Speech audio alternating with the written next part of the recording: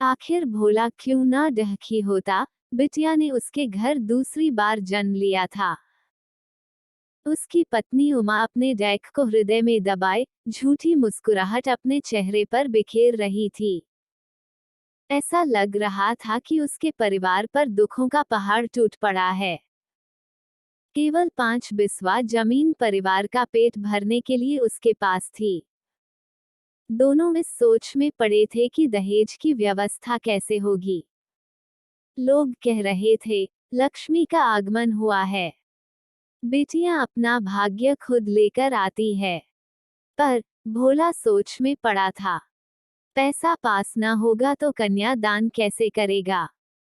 समाज में अभिशाप बनकर फैला ये दहेज, मानो भोला की जीवन लीला ही समाप्त करने पर आमादा था। तभी भोला के हृदय में दर्द का आभास हुआ। अपने सीने पर हथेली को दबाए वह पास के सरकारी अस्पताल में पहुंचा। डॉक्टर ने उसे पहली बार दिल का दौरा पड़ने की बात उसे बताई, लेकिन खतरा टल गया था। दवाइयां लेकर वह अपनी पत्नी के पास वापस आ गया। अपने हृदय घात की तनिक भी खबर उसने अपनी पत्नी को नहीं लगने दी। संघर्षों से तैयार मकान में वे लोग अपने नवजात बिटिया को लेकर आ गए। भोला ने अपनी बिटिया को पालने में कोई कमी नहीं की। वे लोग उसे कोमल कहकर बुलाते थे। कोमल की मां लोगों के घरों में बर्तन मांजकर अपने दोनों बेटियों को अच्छे स्कूल में पढ़ाने लगी। भोला भी दहेज के पैसे जोड़ने के लिए परदेश चला गया। समय बीतता गया, पहली बिटिया 18 बरस की हो गई। बेटियां पढ़ने में अच्छी थी, पर नौकरी कब मिलेगी, कोई कैसे बता सकता था। अब लोग कहने लगे कि बेटी बड़ी हो गई है, भोला को उसके हाथ पीले कर देने चाहिए। अपने बड़ी बेटी के लिए भोला ने भी ठीक ठाक रकम जोड़ ली थी। वह जिस दरवाजे पर रिश्ते के लिए जाता, लोग पूछते तुम्हारा कितना बजट है, क्या दोगे अपनी बेटी को।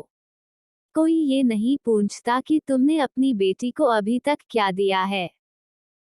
भोला कैसे बताता कि उसने अभी तक क्या क्या दिया है अपनी बेटी को।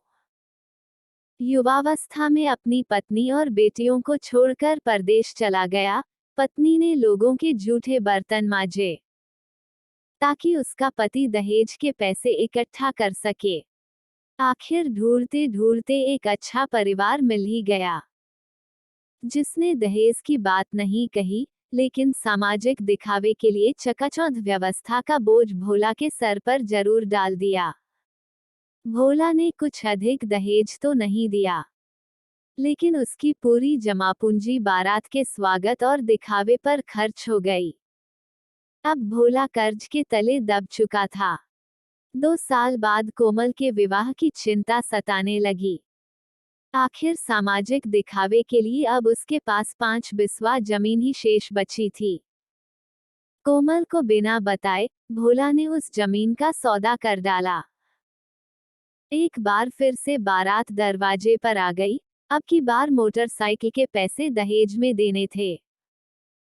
भोला ने हर दरवाजा खटखटाया, लेकिन मोटरसाइकिल का पैसा इकट्ठा नहीं कर पाया। बारात आने पर अपने समधी से क्षमा मांगते हुए हाथ जोड़कर उसने कहा, मैं बाद में पैसे भिजवा दूंगा।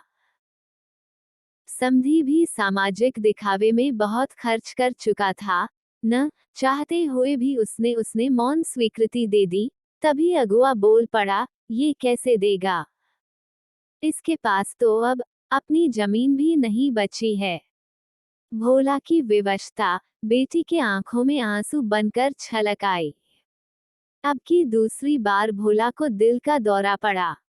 अब उसने सदा के लिए आंखें बंद कर ली। दूधिया रोशनी में नहाया बारात का पंडाल, व्यंजनों की खुशबू, शहनाई की आवाज, समाज के दिखावे की मार्मिक कहानी बयां कर रहे थे। अब शुरू होता है कहानी का दूसरा पन्ना।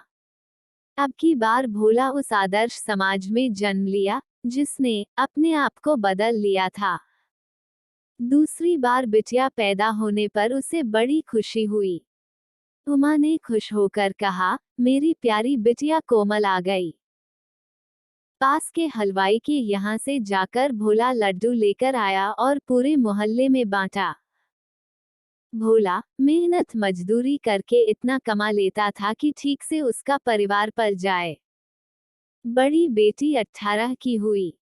एक अच्छे घर वो उसका रिश्ता तय कराया। अब न लड़के वालों का खर्च होना था, न लड़की पक्ष का। दहेज नहीं देना था। लड़के को बारात नहीं लानी थी। भोला अपने परिवार को लेकर लड़के वालों के यहाँ चला गया। दोनों परिवार के मौजूदगी में धूमधाम से विवाह संपन्न हुआ। घर आकर भोला ने मोहल्ले वालों और रिश्तेदारों को अपने सामर्थ्य के हिसाब से भोज कराया। लोगों ने सहयोग देकर उसके उस खर्च को भी संभाल लिया। भोला के समधी ने भी ऐसे ही किया। समाज ने दोनों की न्याय पार लगा दी। इस आदर्श समाज की परिकल्पना कब साकार होगी? सभी को इंतजार है। करेगा कौन? ये जिम्मेदारी और इसमें भागीदारी सबकी है।